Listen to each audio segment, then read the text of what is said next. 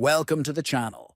Today, we are going to explore how to create a project in the Asana app on your phone. If you are new to Asana or looking for an easy way to organize your tasks, this guide will help you set up projects efficiently and manage your workspace better. First, open the Asana app on your phone.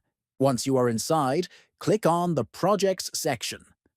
Next, click on the New Project button to start creating a brand new project. First, add a name to your project. You will be asked to choose a default view, which determines how your project layout will appear, whether as a list or board. Then, set the project access according to your needs. You have two options. The first option is My Workspace, which allows everyone in your workspace to find and access this project.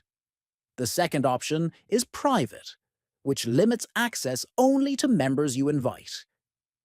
Choose the one that best suits your project requirements. Finally, after selecting the View and Access settings, click on Create to finalize your project. Your project is now ready, and you can start adding tasks, assigning team members, and tracking progress effectively. If you found this guide helpful, please subscribe to the channel, give this video a like, and share it with your friends.